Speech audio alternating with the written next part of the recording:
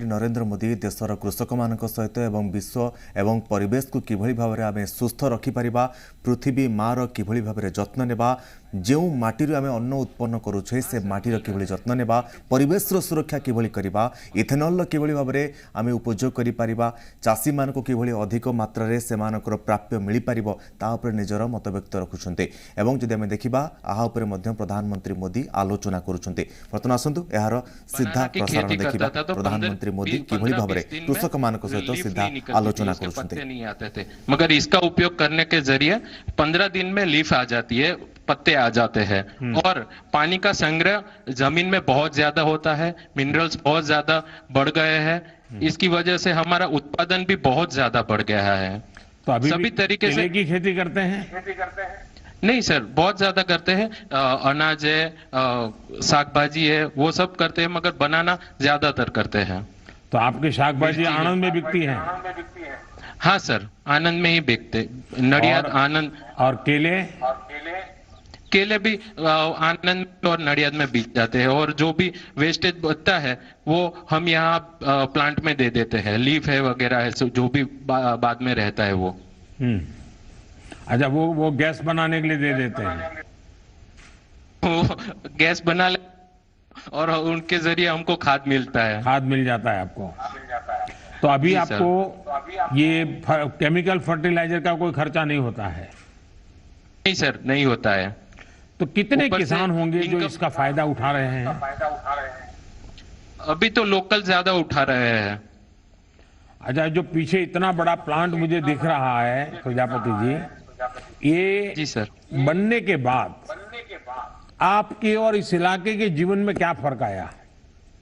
अरे सर, बहुत ज्यादा फर्क आ गया। पहले वो ढेर होता था कचरे का, वो बहुत कम हो गया है। हमारे वहां पे भी जो ढेर रखना पड़ता था, जैसे मैंने बनाना प्लांट किया है, बनाना काटने के बाद जो भी वेस्ट रहता था वो हम कहाँ डालें, वो भी कंफ्यूजन रहता था। इसके जरिए, ये प्लांट के जरिए हम सब कुछ यहाँ भेज देते हैं और ये बायोगैस निकाल के हमको खाद के रूप में वापस देते हैं। सर जी देखिए, हमारे यहाँ एग्रीकल्चर यूनिवर्सिटी ने एक अच्छा काम किया था। जब मैं वहाँ आपके यहाँ काम करता था तो ये जो केला उतरने के बाद ये जो इसका वेस्ट होता है उसको अगर छोटे 6-6 इंच के टुकड़े करके उसको जमीन में अगर गाड़ देते हैं तो 90 दिन तक पानी की जरूरत नहीं पड़ती। इतना पानी उसमें होता है। 90 दिन तक पानी दूसरी फसल के लिए काम आ जाता है। वो ऐसे ही जमीन में वो 6-6 इंच का टुकड़ा करके गाड़ दिया, कभी प्रयोग करिए आप, बहुत फायदा होता है।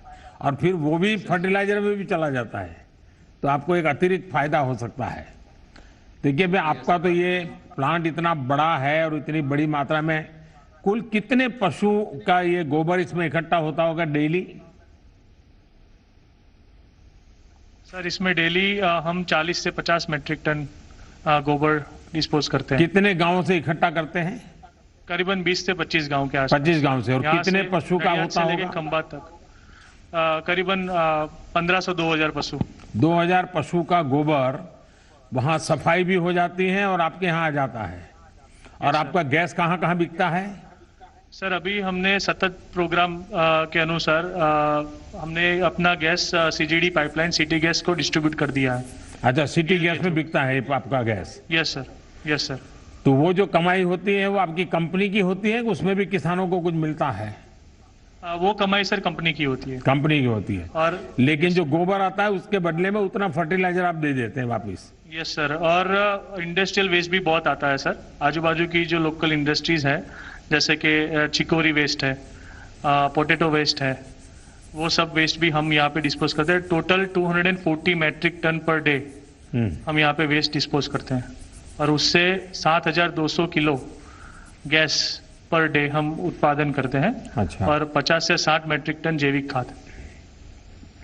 चलिए, मुझे बहुत अच्छा लगा और अमित जी से भी बात करने का मौका मिल गया। और ये आप क्लीन एनर्जी का जो प्रति इतनी जागरूकता पैदा की है और बड़ा प्लांट कितना बड़ा फायदा करता है, आज जब देशवासी देखेंगे तो मुझे पक्का विश्वास है कि जरूर भविष्य में लोग इस प्रोजेक्ट को देखने के लिए आएंगे और सब लोग चाहेंगे कि भी उनके इलाके में भी ऐसे प्रोजेक्ट बने। मेरी तरफ से आपको बहुत बहुत शुभकामनाएं हैं। बहुत बहुत धन्यवाद।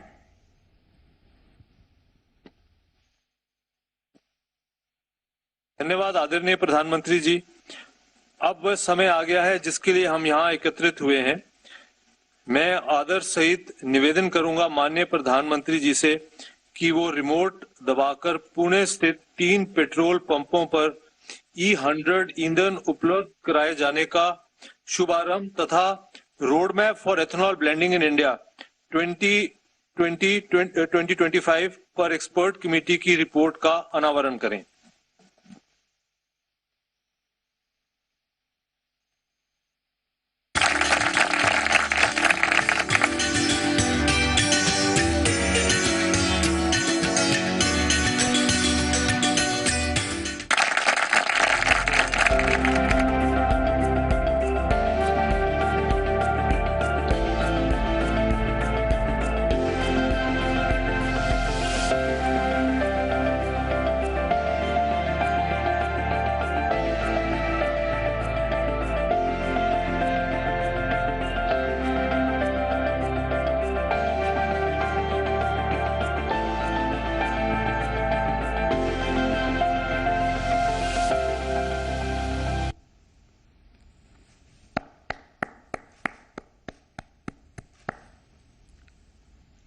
आदरणीय प्रधानमंत्री जी से निवेदन है कि वो अपने प्रेरक उद्बोधन से हमें अनुग्रहित करें।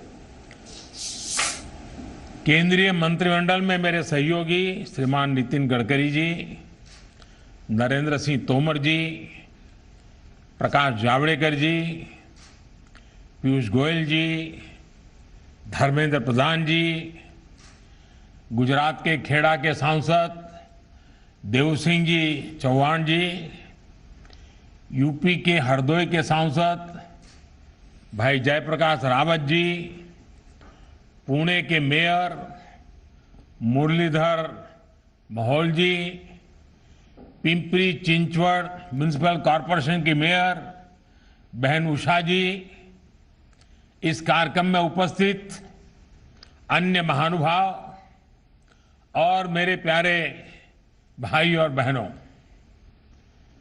हमारे किसान साथी, जब मैं उनसे बात कर रहा था तो कैसे बायोफ्यूल से जुड़ी व्यवस्थाओं को वे सहज रूप से अपना रहे हैं और कितनी बढ़िया तरीके से वो अपनी बात बता रहे थे, उसमें कॉन्फिडेंस भी नजर आ रहा था। स्वच्छ ऊर्जा, क्लीन एनर्जी, देश में जो इतना बड़ा अभियान चल रहा है उसका बहुत बड़ा लाभ देश के एग्रीकल्चर सेक्टर को भी मिलना स्वाभाविक है। आज विश्व पर्यावरण दिवस के अवसर पर भारत ने एक और बड़ा कदम उठाया है। इथेनॉल सेक्टर के विकास के लिए एक विस्तृत रोड मैप आज अभी मुझे जारी करने का सौभाग्य मिला है।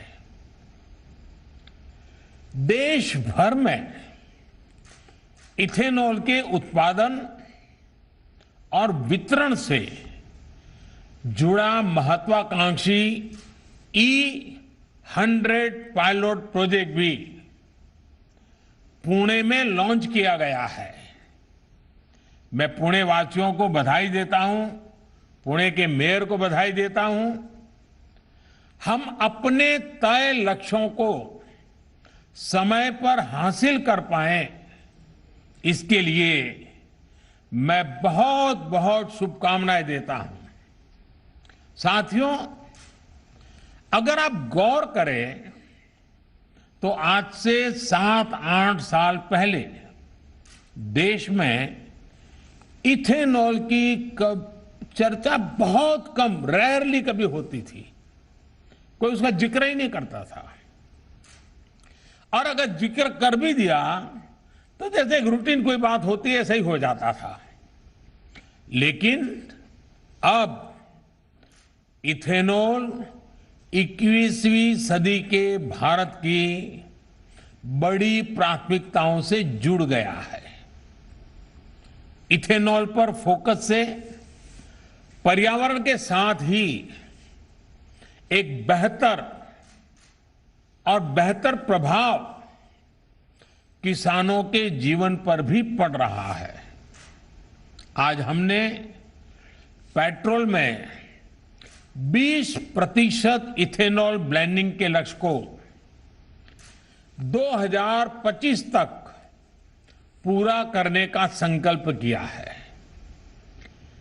पहले जब लक्ष्य सोचा था तो ये सोचा था कि ये 2030 तक हम करेंगे, लेकिन पिछले कुछ दिनों में जिस प्रकार से सफलताएं मिली हैं, जन सामान्य का सहयोग मिला है, लोगों में जागरूकता आई है और हर कोई इसके महत्व को समझने लगा है, और इसके कारण अब हमने 2030 में जो करना चाहते थे उसको 5 साल कम करके 2025 तक करने का निर्णय किया है। 5 साल एडवांस।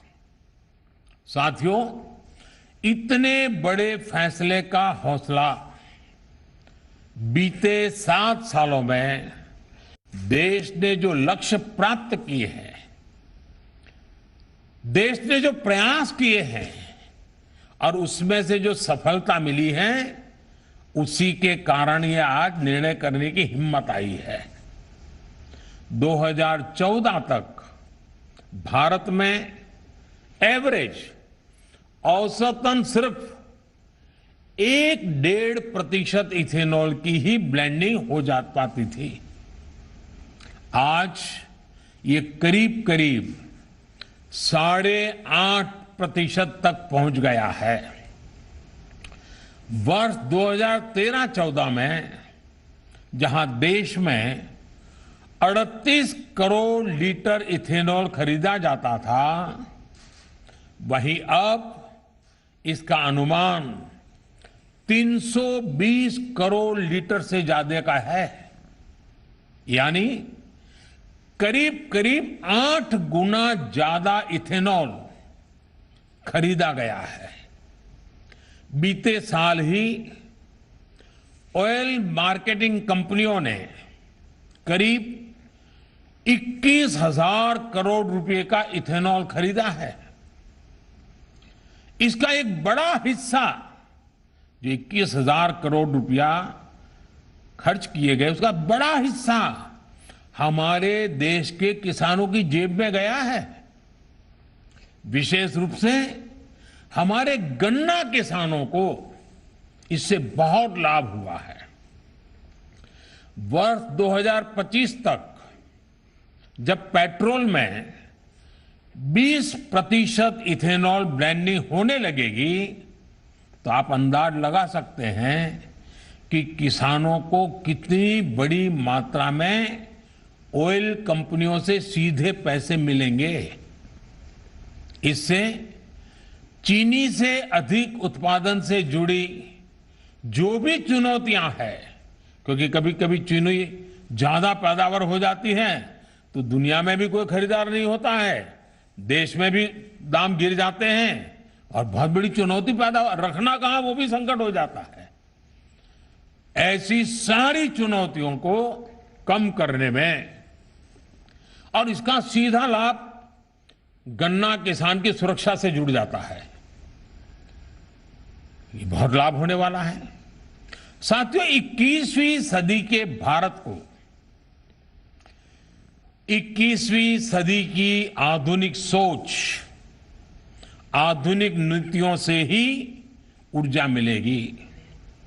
इसी सोच के साथ हमारी सरकार हर क्षेत्र में निरंतर नीतिगत निर्णय ले रही है। देश में आज इथेनॉल के उत्पादन और खरीद के लिए जरूरी इंफ्रास्ट्रक्चर के निर्माण पर बहुत जोर दिया जा रहा है। अभी तक इथेनॉल बनाने वाली ज्यादातर इकाइयां और ज्यादातर 4-5 उन राज्यों में ही थी जहां चीनी का उत्पादन ज्यादा होता है। इसका विस्तार पूरे देश में करने के लिए जो सड़ा हुआ अनाज होता है, निकम्मा हुआ अनाज होता है, उसका उपयोग करते हुए फूड ग्रेन बेस्ड डिस्टिलरीज की भी स्थापना की जा रही है। एग्रीकल्चर वेस्ट से इथेनॉल बनाने के लिए भी देश में आधुनिक टेक्नोलॉजी आधारित प्लांट भी लगाए जा रहे हैं। साथियों, जलवायु परिवर्तन के खतरे से निपटने के लिए जो वैश्विक प्रयास चल रहे हैं, उनमें भारत एक आशा की किरण बनकर के उभरा है। एक विश्वस्त मानव जात के कल्याण के लिए एक विश्वस्त साथी के रूप में आज भारत ने अपनी पहचान बनाई है। जो दुनिया कभी भारत को एक चुनौती के रूप में देखती थी, क्लाइमेट चेंज, भारत की इतनी बड़ी आबादी, लोगों को लगता है संकट यहीं से आएगा, आज स्थिति बदल गई। आज हमारा देश क्लाइमेट जस्टिस का अगुवा बनकर उभर रहा है। एक विकराल संकट के विरुद्ध बड़ी ताकत बन रहा है। वन सन, वन वर्ल्ड, वन ग्रिड, एक सूरज, एक सृष्टि और एक ग्रिड की व्यवस्था की विजन को साकार करने वाला इंटरनेशनल सोलर अलायंस, उसका निर्माण हो या फिर coalition for disaster resilient infrastructure की पहल हो, भारत एक बड़े वैश्विक विजन के साथ आगे बढ़ रहा है। क्लाइमेट चेंज परफॉर्मेंस इंडेक्स में भारत दुनिया के टॉप 10 कंट्रीज में, दुनिया के प्रमुख 10 देशों में आज उसने अपनी जगह बना ली है। साथियों, क्लाइमेट चेंज की वजह से जो चुनौतियां सामने आ रही हैं, भारत उसके प्रति जागरूक भी है और सक्रियता से काम भी कर रहा है। हम एक तरफ ग्लोबल साउथ में एनर्जी जस्टिस के प्रति संवेदनशीलता और ग्लोबल नॉर्थ के उत्तरदायित्वों के हिमायती हैं, तो दूसरी तरफ अपनी भूमिका का निर्वहन भी पूरी गंभीरता से कर रहे हैं। भारत ने एनर्जी ट्रांजिशन का एक ऐसा मार्ग चुना है जिसमें हमारी नीतियां और निर्णयों में हार्ड और सॉफ्ट कंपोनेंट्स को, दोनों को बराबर महत्व है। अगर मैं हार्ड कंपोनेंट की बात करूं तो भारत द्वारा तय किए गए बड़े बड़े लक्ष्य हो, उन्हें लागू करने की अनप्रेसिडेंटेड स्पीड हो, ये दुनिया बहुत बारीकी से देख रही है। 6-7 साल में रिन्यूएबल एनर्जी की हमारी कैपेसिटी में 250% से अधिक की बढ़ोतरी हुई है। इंस्टॉल रिन्यूएबल एनर्जी कैपेसिटी के मामले में भारत आज दुनिया के टॉप 5 देशों में है। इसमें भी सौर ऊर्जा की कैपेसिटी को बीते 6 साल में लगभग 15 गुना बढ़ाया है। आज भारत कच्छ में, गुजरात के कच्छ के रेगिस्तान में दुनिया का सबसे बड़ा सोलर और विंड का हाइब्रिड एनर्जी